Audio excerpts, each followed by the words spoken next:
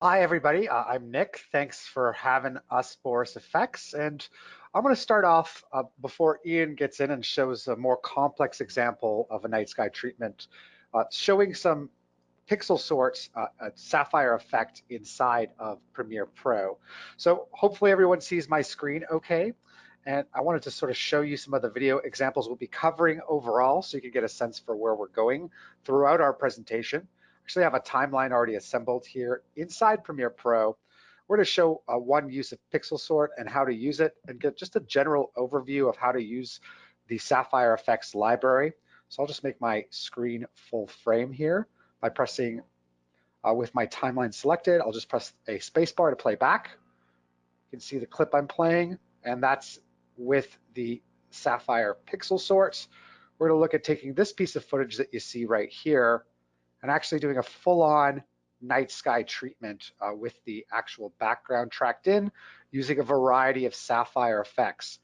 We're also going to look at another example where we're going to take a scene shot during the day and transfer that to a night scene where not only do we have a night sky, but also tracked in lens flares and a few other items such as an added glow to the ground over here. So now that we've gone through that overview, I'm going to head over into my pixel sort sequence. That's a mouthful. And whenever I start to work with effects in Premiere Pro, I like to make sure that I'm in my effects workspace. If you don't see your effects tab that's on your right-hand side, just keep in mind you can always bring it up by heading to the window menu and going over here to effects. I know to search for all Sapphire effects, a quick tip is to press in S followed by an underscore, and I'll just type in the word pixel, and you'll see here that my search is minimized under my video effects category. In the Sapphire stylized category, S pixel sort. Once I take this effect, I'm going to just apply it to the clip here in the timeline. And a handy trick with your clip selected is to press Shift 5 on either a Mac or a PC to bring up your effect controls. I'm going to quickly just twirl up all of the fixed effects on my clip so we can take a better look at pixel sort. And I want to encourage you to play with right away the threshold value. If we take a closer look, I'll just make this full frame by pressing the tilde key to the left of the 1. The threshold's at a very low value, 0.3. And some Sapphire parameters have lower values. And a handy trick in Premiere is if you hold down the Command key and then scrub, it minimizes the amount that you scale up. And just notice that as I scrub to the left, I'm able to see that with a lower threshold, I am affecting way more pixels within the image. Now, this is commonly used as a digital glitch type effect. Notice that I can, of course, control the sort angle. And on a closer look, this effect is currently set to linear. I have other types of pixel sort that I can choose, such as radial, along with circular. And that's going to apply a different type of pixel sort to the image. Let me actually head back to linear. I'll actually increase the threshold and also show you that there's different types of sorting. Currently it's set to monochrome, and in some ways I like to think about this as how the pixel sort is blending with the image. And if you notice, there's a lot of strong hues as well as saturation in the clip. So if I choose hue from the drop-down, it's almost affecting every single pixel in this image, again, based on the threshold. If I scrub this amount up, less are going to be affected within that region. You can also try here to do a saturation-based effect. Now, it just so happens that I want to take this pixel sort effect and I want to minimize it to an area of the screen. And right now, I'm thinking this dancer that's here in the foreground. In order to do that, I'm going to use Sapphire's built-in Mocha. If I look in my parameters of S pixel sort, I'll click on the Edit Mocha button. We'll see here that S pixel sort is launching Mocha. And I get a full-on read of my Premiere Pro timeline while being within Sapphire Mocha.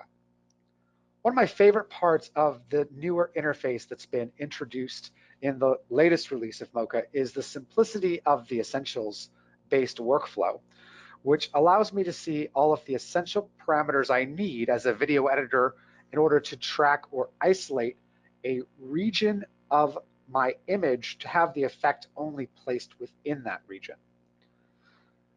What makes this an ideal candidate for performing a type of track is if you notice the movements, a lot of them are very straight. And when I see an object like this, I like to think within planes. And using Mocha, what I can do is start to track one region of the person here, and then add additional elements to link to that original track, or then add to it. So let's just take a look at a basic track here. I'm going to move my playhead here on the lower left-hand corner to the beginning of the Mocha timeline. For this particular example, I have a variety of tools that I can use to either make shapes to define the region I'd like to track, or use the commonly used X-spline tool, which is a great, fantastic tool for being able to track a region of your image.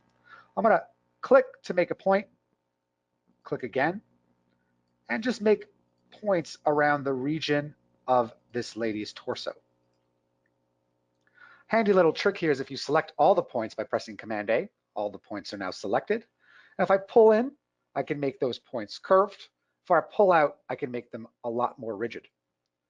If I draw your attention to the top left-hand corner of the layers panel here, currently this is set to layer 1. I'm going to rename this just for good housekeeping by double-clicking and typing in torso. And if I draw your attention, I can actually even change the color of the outline here just to keep track of this. I'll change this to a green color by clicking on that square. In looking at the movement of this image, I'm thinking a good region to track would happen to be, or tracking motion options, would happen to be translation, scale, and rotation. In this particular example, I don't want to track skew. So one thing I can do is just simply click, and that's going to be removed from the data that I'm actually tracking. Looking at the Essentials tab, from my playhead, which is at the beginning of my timeline right now, I'm going to simply click on the play button to track forward. And you'll see here that it's doing a great job keeping track of the region that I've specified. Now you might notice a couple dropped frames, and this is just because of us feeding this signal through the webinar or Wi-Fi connection, but it is holding up on my system. In order for us to see what's been done so far, I'm going to stop that track by clicking on the stop button here. I'll select that layer just so you can see the overall points. And if I drag this to the beginning and the end, you'll see it held up pretty well. Now I'll notice that there's a little bit of drift here at the end. And if I press the Z key to temporarily zoom in on my image, we can see here that it's not quite tracked to the side of this dancer. Using this X-spline tool, and actually just clicking and dragging, I could select a series of points here and then just drag in to tighten up the region that I've tracked. And my favorite part about that is Mocha is going to just figure out now between this added keyframe and the first one, the adjustment that I made. And I don't have to go here frame by frame in order to adjust this. It's going to make those adjustments accordingly, which is just awesome. It saves me a lot of time throughout that tracking and masking process. Simplifying this process even further, let's say that I now want to add different parts of this person's body to make sure that I track out the whole image. If we notice, some parts of this lady are very similar in movement to that torso that I just tracked, but on a slightly different plane or angle. If I select my X-spline tool, and let's just say highlight a portion of her leg by clicking, and I'll click on the first or double click on the first point to close out. Again, I could press Command A to drag in or out. Rather than have to track this all the way from the beginning or from the point to which I've just tracked, with this layer selected, notice that there's an option to link to track. And I can use the data that I have from the torso and link it to that specific layer. And most of my job is now done for me. It's linked to that track, and I don't have to now go through here and re-identify. that. Pretty awesome. I might want to make a few adjustments just on this layer by selecting those points at the beginning and pulling them inward, but I can link a bunch of the various parts of this person's body to that original torso track. I'm just going to hop out of Sapphire Mocha by clicking on the X and pressing save. And what we'll notice inside of Premiere is that pixel sort is limited to the regions that I've just tracked.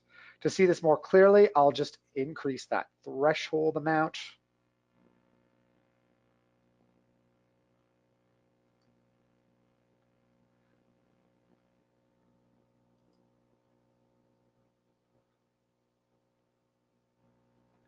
Sorry, that didn't respond too well. Let me just try that again. I'm going to click. There's the autosave, and I'll press 0 for threshold. Press the return key, and you can see that pixel sort a little bit more clear. Now I have a finished example, which I'm going to hop to here in a second. I'm going to head over to my pixel sort in and out finished. If not, just show the final example. But I managed to isolate every single region of this person. So I click over here on the tab.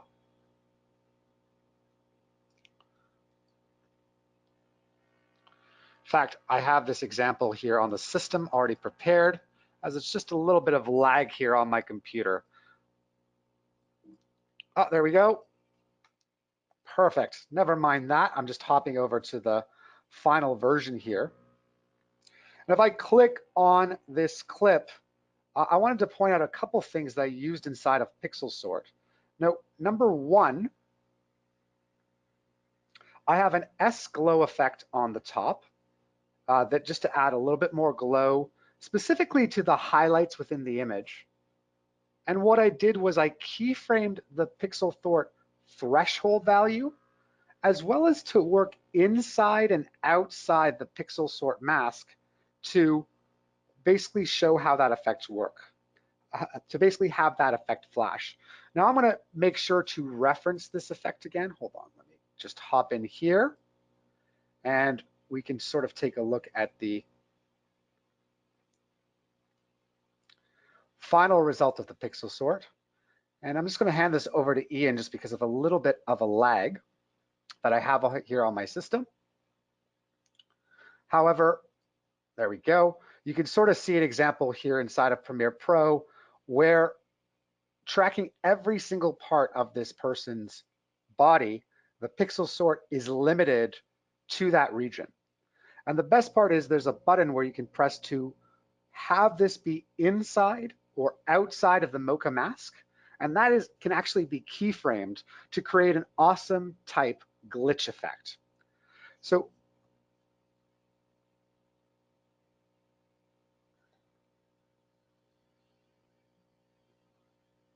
I'm going to hand over this presentation to Ian. Just okay, sorry, hold on just 1 second. Nick, sure. So you want me to switch it over? You're still having problems? Yes. Okay, I'm going to switch them over right now. Okay. Hey, everybody. Can everybody see this? Here we go. Hold on 1 second. You should be able to share your screen now. Yep. So, yeah, it looks like my screen is up. So, Jesse, does this look good? Yes, it's up. Okay, great. So, in this example, here, let me go ahead and get my screen all ready to roll. All right, in this example, we're going to take this original stock piece of footage here. I'll go ahead and press the space bar so you can see a little bit of a preview. As you can tell in the upper right corner here, it's not playing in real time yet, but it's cached those frames. And there, you can see we've got this shot of a canyon and the camera's kind of moving a little bit. And I want to do a sky replacement, and we'll actually make this day for night. So let me jump over into my finishing composition so you can see what we're going to end up with. Obviously, we can kind of adjust things a little bit more here in this finished version to individual taste. I have kind of tweaked some of these different settings so that it's a little bit easier to see here in the webinar broadcast.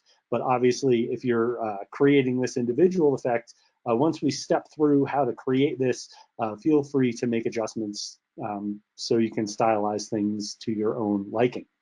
All right, so if you notice here in my project panel, I've got 5 different compositions, and the way I'm going to work is just kind of go through each different comp, and I'll go through each of the steps I've used to create that comp, and then I'll just step into the next composition, and we'll just continue on. That way I can just make sure that everybody's following along accordingly. So in the original composition, which I opened by double clicking, you can see I've got one video clip here, which is just a stock video clip, and you'll notice it's a little bit over 15 seconds. And the hole I'm trying to fill for my edit is going to be around 4 seconds. So the first thing we want to do is identify the sections of the video clip that we want to be working with. So I'm going to go over here and move my current time indicator to 10 seconds on the timeline, and I'll press B to set the beginning of my work area. And then I'll move 4 seconds down the timeline. I'll let After Effects do the math. I'll just click right up here in my time indicator, and I'll type plus 400. Whoops, there we go, plus 400. Press return, and now my current time indicator has moved 4 seconds down the timeline. I'll press N as in Nancy, but really it's to set the end of the work area. Now I can go ahead and right click in this work area, and I can trim the comp to the work area, and that's going to go ahead and just isolate the 4 seconds of the video clip that I want to work with. Now, since there is a camera move on this video clip, the first thing I want to do is track the movement of this canyon. So when we do the sky replacement, I can actually match the movements of the camera with the sky that we'll go ahead and swap in. So to do that, I'll make sure layer 1 is selected, and I'll go up under the effect menu here, and I'll go down to my Boris Effects Mocha section, and I'll open up Mocha Pro. So notice with Mocha Pro applied, it's loaded into the Effect Controls panel. So what I can do is just click on the Mocha button, and that'll launch the Mocha interface. Now, like Nick mentioned earlier, there is an Essentials workspace, and there are some other workspaces. If you've ever worked in Mocha Pro before, you may be familiar with this classic workspace. Now, when you're first getting started, I personally find this to be a little overwhelming, so I really recommend starting in the Essentials workspace. So you'll notice here in the timeline down at the bottom, I have a ruler which shows me where my current time indicator is at that point in time, and I can click and drag directly on that current time indicator and scrub through that clip. So I'm actually going to go ahead and just track starting from the first frame here, which since I trimmed in my timeline to 10 seconds, it's frame 240 because this clip was basically 24 frames a second. All right. So now I want to identify the section of the mountains that I want to track. And I'll do that by using an X-spline. And I'll come up here and I'll just use one of the presets. I'll just click once to select the rectangular preset, and I'll click and drag to define an area I'd like to track. So once I've done that, you'll notice I have a layer that's been created. And on that layer, I can specify the color of the mask. I'll leave it red right here. And then I have a cog here, which is letting me know this will actually compute whatever's going on inside of Mocha. So for example, if I come down here in the Essentials tab, you'll notice I have options for tracking. So I can have it track the transform, scale, rotation, skew, and even the perspective. I'm just going to leave these default settings set up here, and I'll click the rightmost track button. When I do that, it's going to go ahead and tell Mocha to track down the timeline. And in the upper right corner, you'll see I get a little bit of a status section that's popping up. And down in the bottom here, you'll see my current time indicator as it rolls down through all of the individual frames. So this is looking at this section of the mountains, and it's tracking that information. Now, the reason I chose this section of the mountains is because it was clearly defined and it had some nice areas of high contrast. And also, there were minimal elements moving within this area, so I knew it was going to do a pretty darn good job tracking that section of the mountain. So once all the frames are loaded, we'll go ahead and finish up here. And now you'll notice my timeline is turned to this purple. And here I can go ahead and press play. And you'll notice that line is moving with the track. And notice when I press play, it's just playing backwards through the frames. But that looks pretty good. I have a decent track, and it'll just keep ping-ponging back and forth, letting me know that that track looks good. So I've done the initial track. What I'm going to do is go up here and rename the layer. I'll double click on the text and I'll call this track. Now, I don't want to necessarily change this or accidentally change this. So I'm going to go ahead and lock this off. But I'm also going to turn off the computation here. And that way I won't accidentally track any more information. The track is done and it's all set. What I want to focus on now is actually creating a mask so that we can do the sky replacement. So in order to do the mask, I'm going to zoom out on my canvas here a little bit. I'm going to press and hold the Z key, and I'll click and drag with my left mouse button to zoom out so I can see the edges of what's going on. And one of the nice things inside of Mocha Pro is the fact that I have this magnetic pen tool, which will allow me to create a magnetic selection of an area of high contrast. So here, I'll start on the left-hand side and just click once, and I'll start to drag. And notice as I drag, it's selecting along the areas of high contrast. And anytime I click again, I can go ahead and drop an anchor point. Now, just so you can see this more clearly, I'm going to hold down the Z key, and I'll click, left click, and drag up with my mouse to zoom in. And my computer is going to lag just a little bit here because I'm also sharing this with you all. But now here I can go ahead and just click once and drop a point, and I can just go ahead and create this selection. So there's no need for me to try and pull a luminance mask or anything like that. I can pretty quickly and easily just drag that selection over the area of high contrast. And each time I click, it's going to go ahead and create an anchor point.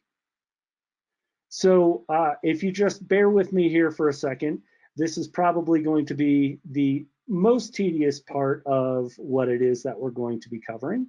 But honestly, it's well worth it just to kind of watch the initial selection here of this mountain. So I'll go ahead and just keep going. And notice if I didn't get exactly what I wanted, I just move my mouse back over that individual area. And I'll try and speed things up here a little bit.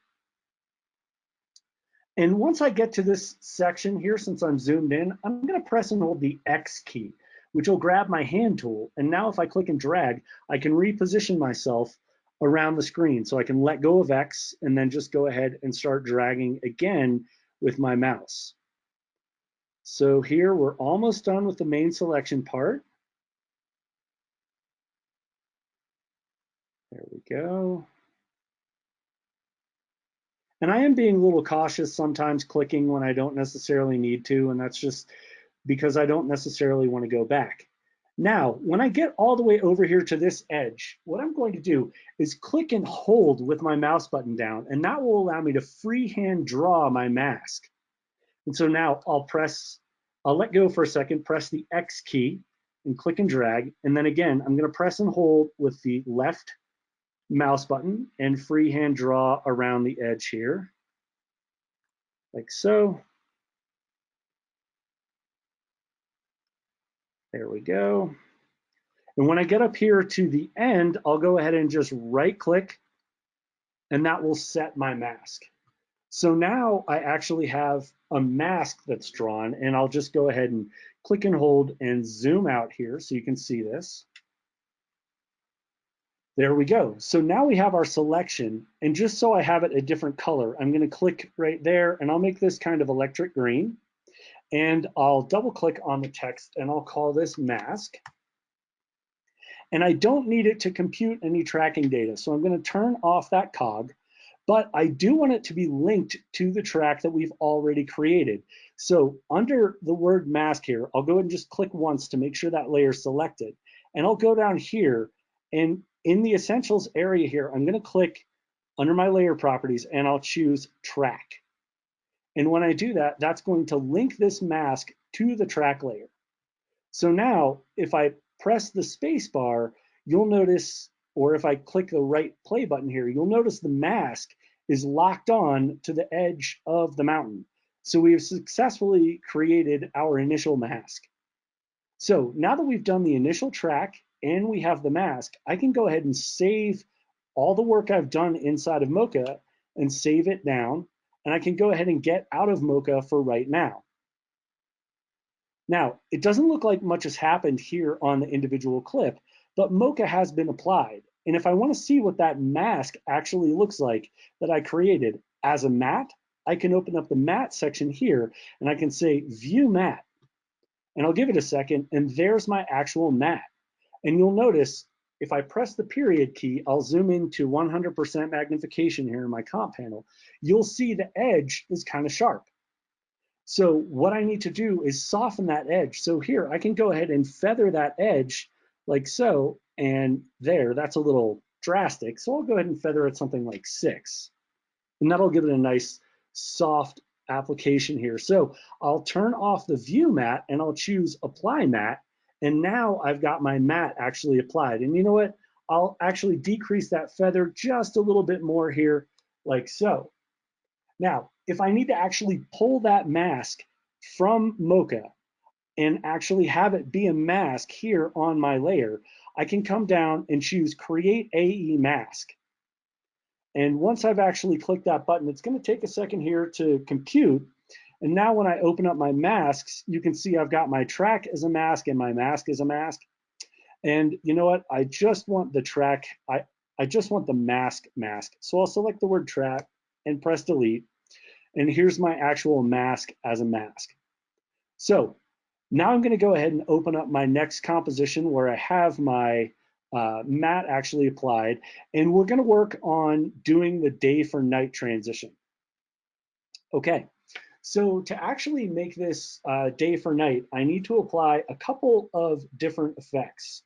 So here I'm just going to pop over into my night section here just to look at what I've applied, and I have a Sapphire hue, saturation, and brightness applied.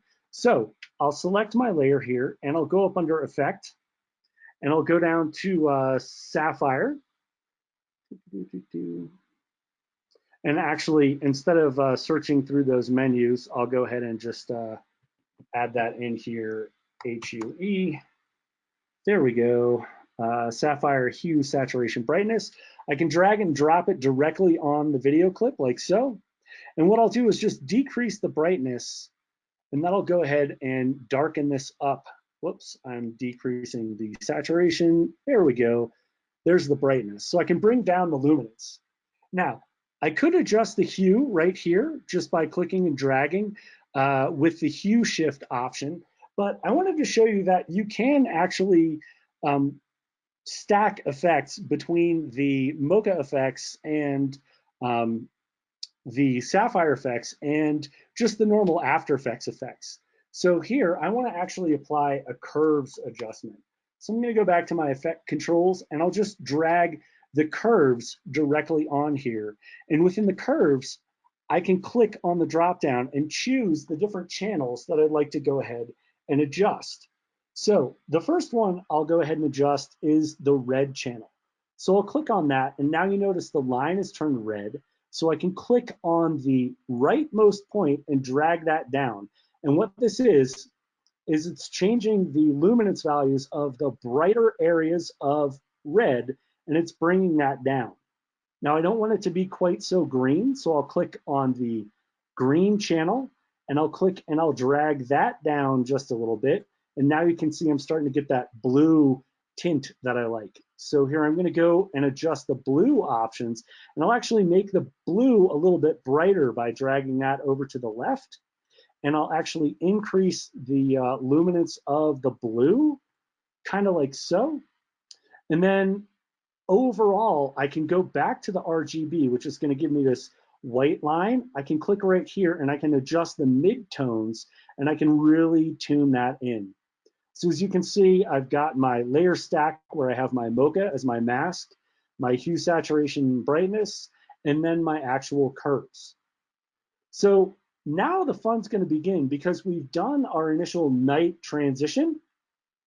what I want to do is add some stars into the background. So let's go back here and add a new layer solid into my composition. So I'll select my timeline here in my night composition. I'll go up under layer and choose new solid. And I want to make it the comp size, but I want it to be a little bit larger than the comp size. So I'll go ahead and just make the width something like 4,000, and I'll make the height 2,300, and I'll make the color nice and black, and I'll click OK.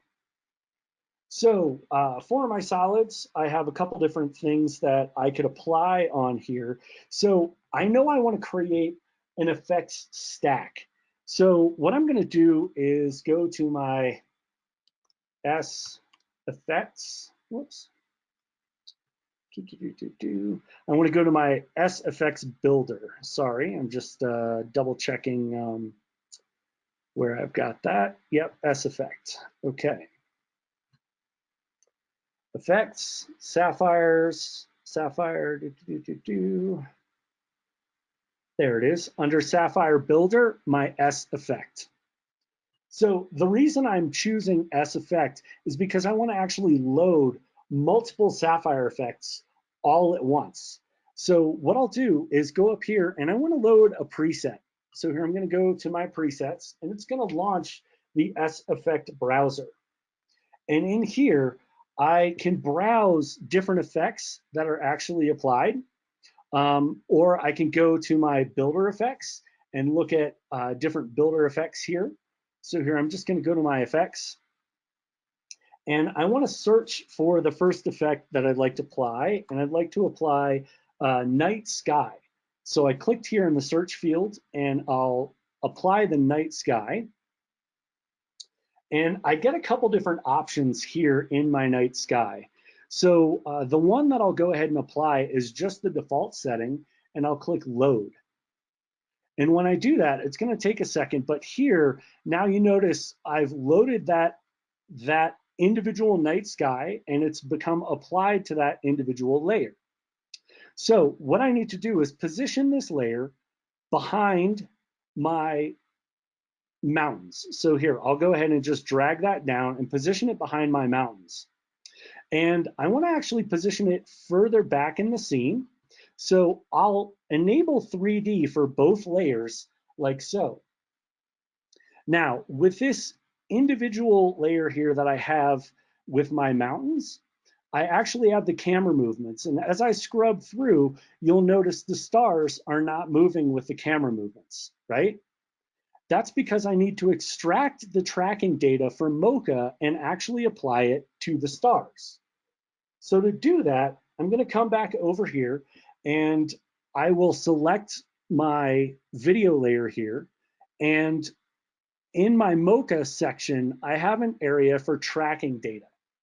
And what I want to do is create my initial tracking data, but I also want to export it as the transform options. And I want to apply it to a layer. And I'm not going to apply it directly to my star layer. I'm going to create a null object. So I'll go up under layer and I'll choose new null object. In my null, I'll go ahead and select that layer, press return, and I'll call this track. And I'll make sure that's in 3D space there. And I'll select my layer and I'll create my initial track data. And here it's going to ask me which layers do I want to use, and I want to use the data from this track layer. So I'll enable that and I'll click OK. So it's going to take a second here, but with layer 2 selected, if I press the U key, I can see all the keyframes that have actually been created. Now I want to apply this track as transform options to the track null object that I just created. So I'll go ahead and click apply export.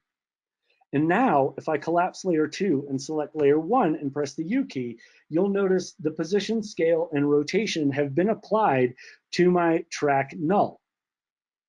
So now I want my black solid to follow my track null. So I'll select my black solid, and in the parent and link column, I'll go ahead and click the pick whip and point it at the track null. So now if I start scrubbing, you can see the stars are actually, you can see the stars are actually moving with the background. And I'm not sure why I'm not seeing the stars, but you know what? I'll just go ahead and solo that layer. Let me see if it's, you know what? Let me go back over here. Here we go.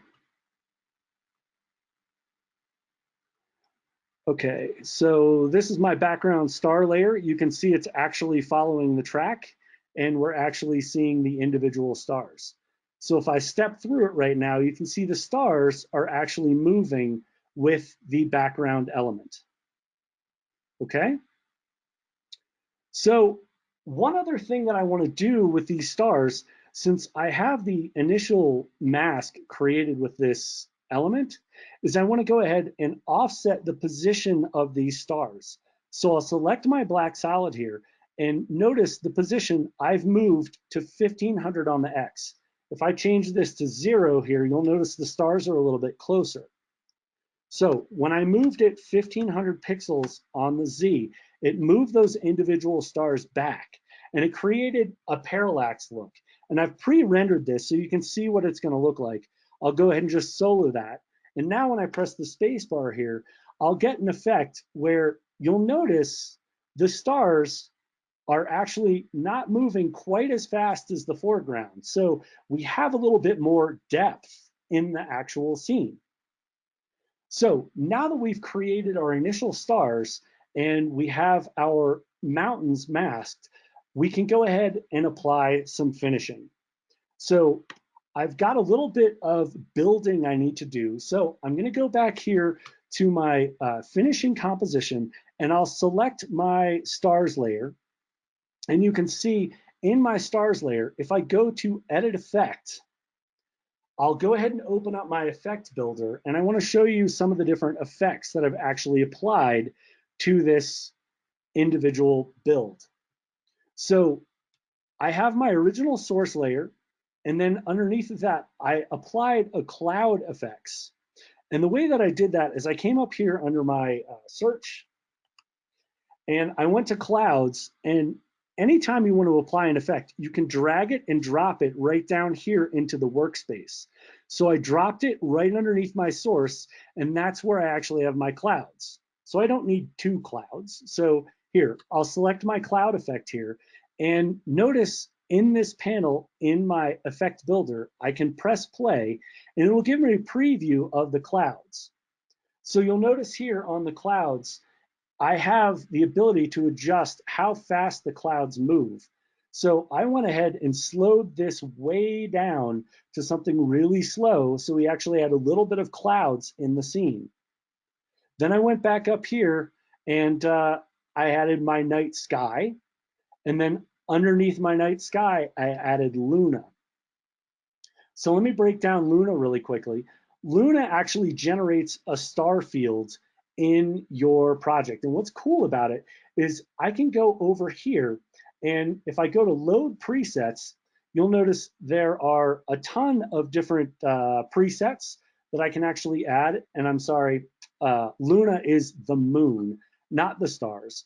But the moon preset that I've got here, these were actually created by scans from NASA.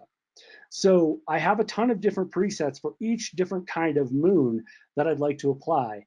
And what's great about this is these are resolution independent, so I can make this extraordinarily large.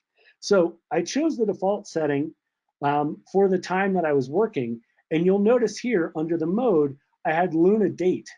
And the day that I created this was May 1st, and so it actually looked at the moon for May 1st, in the year 2016 specifically, and it actually created how the moon looked at that specific time. So same thing here for the night sky. When I have my night sky selected, you'll notice I could specify a latitude and a longitude and even offset the GMT time. And I could specify anywhere in the world, and it'll actually create that night sky. And then I can continue on down here and specify the specific year, month, day, hour, and minute, and it will recreate that individual night sky. So we had clouds, a night sky, and then we added Luna, which was the moon, and then the final coup de grace was actually Aurora. And within Aurora, I could actually load up the same presets, and in here, I could specify the start color and end color. And again, at any point in time, I can go ahead and press play and see how things are actually going to play. One of the things that I did inside of Aurora was choose a slower speed for each of the individual parameters. For example, swirl speed on the X is very low. It's not even 1 pixel, but you can see it's moving here just a little bit. So once I layered all those effects, the effect builder went through the process of analyzing each individual effect, and that allowed me to, well, as it analyzed each individual effect, it determined exactly how to apply the effects in the most efficient manner so that we could actually get something that renders most efficiently. So if you've ever had effects that you've built inside of After Effects and had things kind of slow down or come to a halt, if you stay inside the effects builder, it'll make sure to optimize the application of effects so you get something that works as efficiently as possible.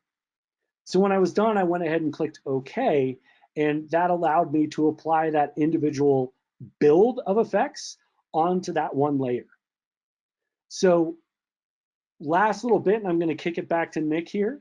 Once I applied that individual stack inside of my composition, I wanted to blend how the elements moved throughout the composition, and I did that by using a gradient ramp here. So I'll just turn that on so you can see what it looks like. The gradient ramp created a black and white representation of luminance, and based on that black and white representation, it's actually masking out the brightness of the stars. So I get a little bit of softness that's actually been added into the scene. Now, since these were 3D layers, I also added a spotlight and an ambient light to the scene. So if I toggle the spotlight off, you'll notice it's brightening up this one individual section. And the ambient light just allowed me to control the overall brightness of that 3D layer, like so. So you can see it's brightened the entire scene as I layered that in there. Then the final thing we added was a little bit of a mask over top of the ground to darken this up in that one section, just to give a little bit more variance and realism to the scene so it wasn't quite as flat. And then lastly, we added a vignette. And the way we created the vignette was with the glow darks sapphire effect and the vignette effect.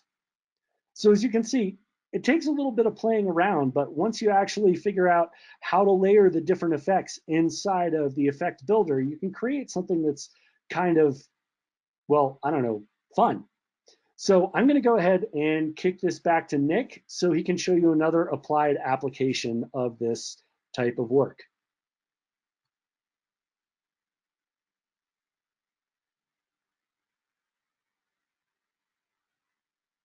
I am now unmuted. I think I can hear everything. Awesome.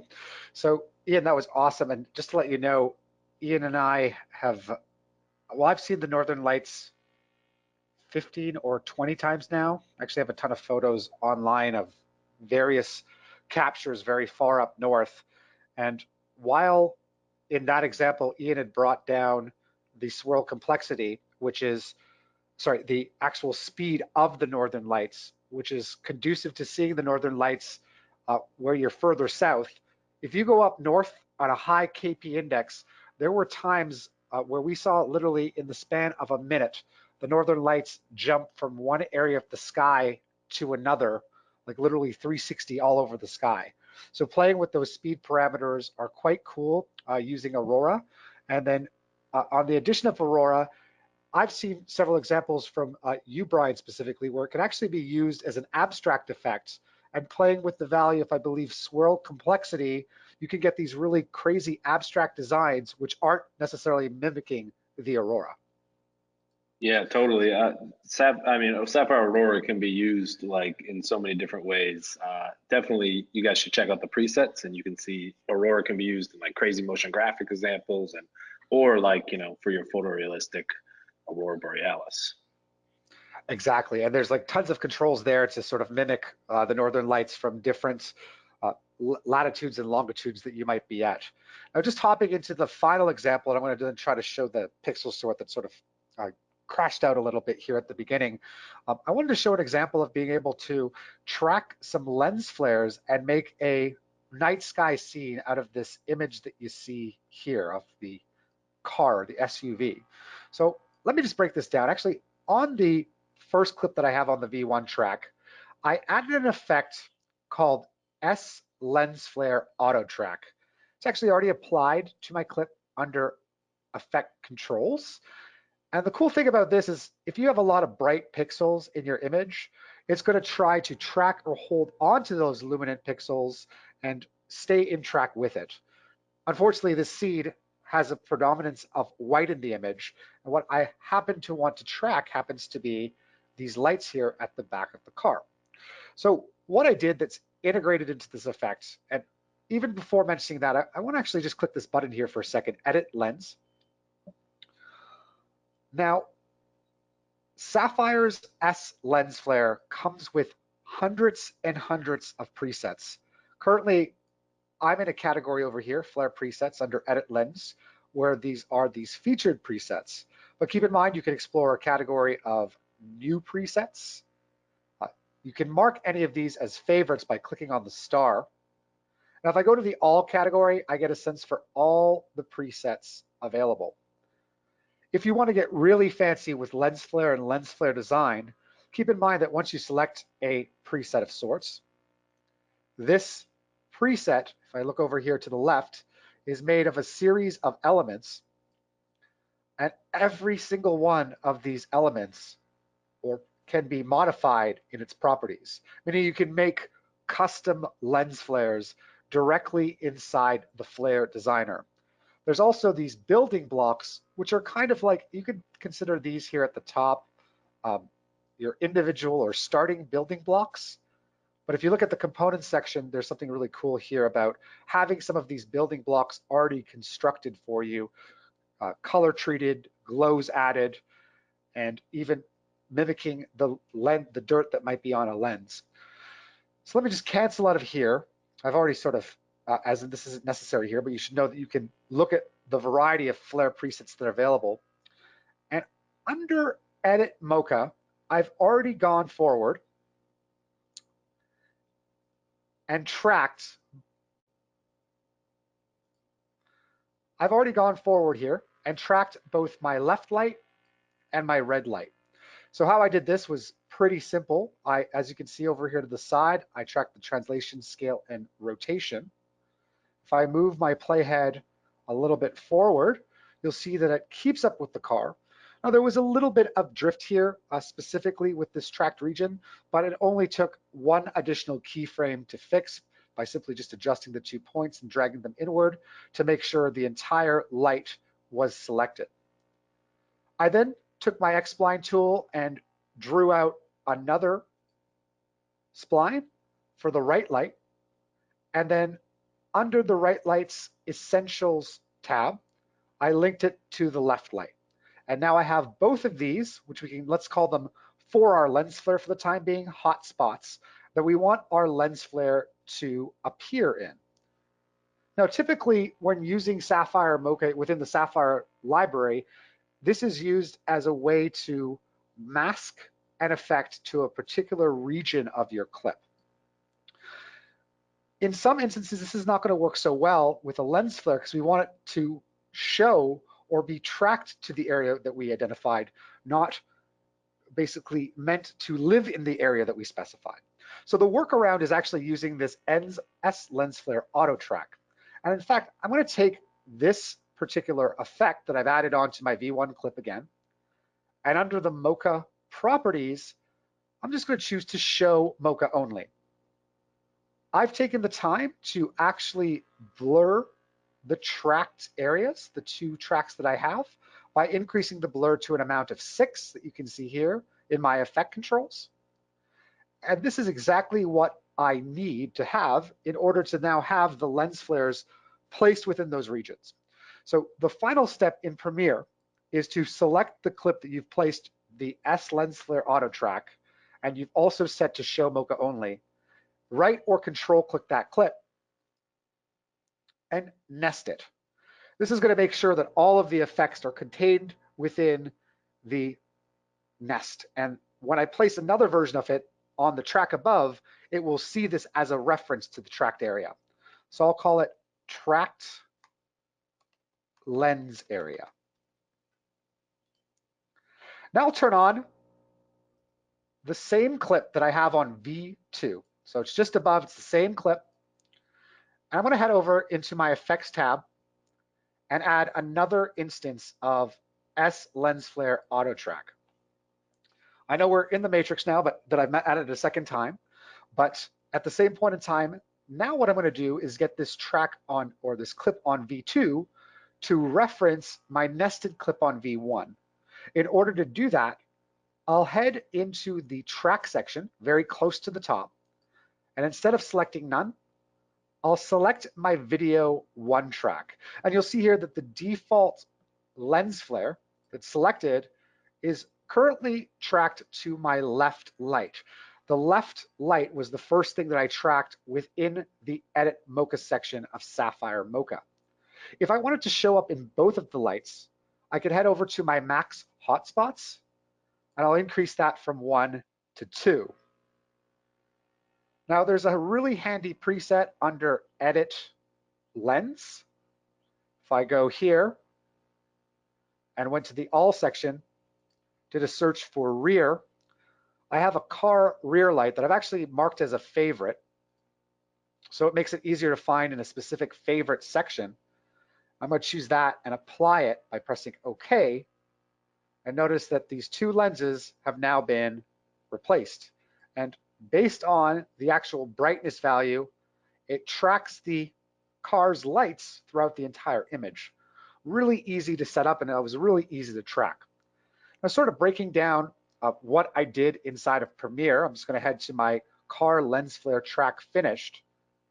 I added a couple effects here. I've added the S film effects, and there happens to be an actual preset under this. This is great for mimicking different film styles, number one. You can see here those processes of negative and print film that you can set it to, creating some realistic grain within the image. But under the load preset section, which is available for any effect, if I type in the word day, there happens to be a day for night effect that gives me a starting place. So that's what's currently being used as one of the effects on the clip. While this was a good starting place, I then added a hue, saturation, and brightness as hue, saturation, and brightness, which added a little bit less saturation within the image and made it a bit darker in terms of exposure. I happened to add an S vignette just to basically isolate the image and add a little bit of purple vignetting to give a mood to my scene. Now, while these next steps were done inside of After Effects, keep in mind that there are workflows to do them inside of Premiere, but the final steps for the teaser images that Boris Effect showed also include stars that are here in the background and also tracked and matching the clip, not to mention a very subtle glow on the ground from the car. Now, there are a few different techniques that I used, but very similar to what Ian just showed you. One in particular for the glow is I happened to track the car's movement and then linked another mask to the ground, to which I then referenced in the glow effect and had it tracked to that region just to give it a little bit more believability. For the stars in particular, I actually created a composition that was 4K in size, and that happens to be double the size of my 19 by 2080 clip that I'm using, just so that I have more of a star reference. So in fact, if I hop into my stars composition I go to composition settings. This was actually a 4K image that I used, or sorry, if I look at the solid settings, you'll see that the solid settings are currently set to 3840 by 2160. Okay. This just gave me more real estate for when working in the final render of placing the star background. And I actually tracked the trees here in the background to get the rough position coordinates for where the stars would appear. Also using Mocha, I then linked a mask to the isolated area here because I had to actually mask out the background. And then using a series of feathering was able to then show the stars layer that was underneath. And using the similar technique of a ramp effect, I used a white to black ramp in order to have the stars fall off as it reaches closer to the horizon line, as well as have more stars appear at the top of the frame. So those were the basically the effects that we used in this region. And the best part is through Premiere Pro, I was able to, if I needed to, send all of the work that I had so far, easily link it as an After Effects project, and either have a motion graphic artist or myself continue in the workflow. And as long as they have Sapphire installed, they're able to pick up from where I left off. I know that we're approaching 2:59, close to being over, so I wanted to wrap it up there and just make sure that there was, if there were any questions or any closing comments as well. Very cool stuff. Very cool stuff. Thanks so much for everyone. Oh, thank you. Thank you guys again. And thanks so much for everyone for attending. And we'll see everyone next time. Thanks so much, everybody. Have a good one. See ya. Bye-bye.